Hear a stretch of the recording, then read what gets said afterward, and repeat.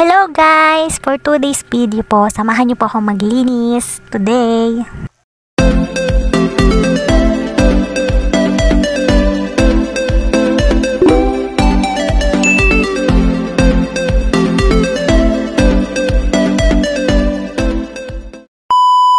Bago ko simulan ng aking paglilinis, samahan niyo po muna ako guys na i-unbox itong aking nabili sa online. Ito nga po pala ay nabili ko lang ng mura. Wow! Actually, matagal na po pala ito naka-add to cart. Kaya lang, syempre, hinintay ko muna siya na magmura. At ayun nga, natsyempohan ko rin na naka-free shipping siya. Kaya hindi na ako nagpa-tumpik-tumpik pa. In-order ko na ito. That's awesome! So, ayan guys, maniwala kayo hindi, 98 pesos na nga lang po ito. Nabili ko po ito online dahil free shipping siya at saka may voucher din ako, naka-discount siya. Kaya ayan, murang-mura na siya. Pwede siyang ipiga manual. Mas gusto ko nga po ito unlike dun sa mga spin map kasi yung spin map kadalasan po nasisira agad yung bearing niya. Kaya nalulost thread po kaagad yung pang-spin. Pero dahil okay pa naman po yung lumang map namin dito, ginamit ko na nga lang itong bago sa pangtuyo. After kong i-gamitin yung luma naming map na pangbasa, ito, ginamit ko to pangtuyo. Kaya guys, kung gusto nyo magkaroon ng ganitong map at gusto nyo rin mag-order, ilalagay ko dyan sa comment section yung link para po makapag-order kayo. Oops! Pero hindi po ako endorser nito ha, baka kasi isipin nyo may commission ako dyan. Charot!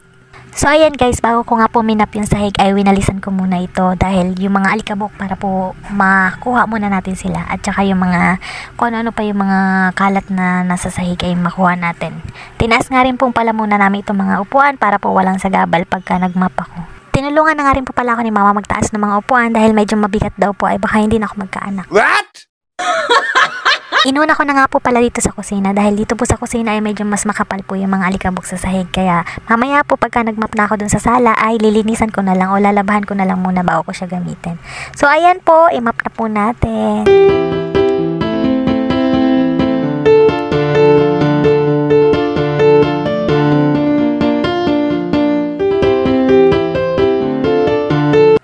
Ito po kasing spin map na gamit ko ay sira na po yung pangtuyo niya. Tapos na nga po pala tayo sa kusina kaya dito naman tayo sa sala. I-map naman natin siya. Kasi nawalisan ko na rin po dito kanina kaya i-map na lang po. Tapos tutuyuin ko na lang po siya nung bagong map. Dito naman po kahit konting map lang dahil hindi naman siya masyadong alikabok tsaka lagi naman po siyang nawawalisan dito kaya i-map na lang natin siya. Sa mga nais pong magpalinis ng bahay dyan, free nyo po akong i-call at pwede nyo po akong tawagan. Charot!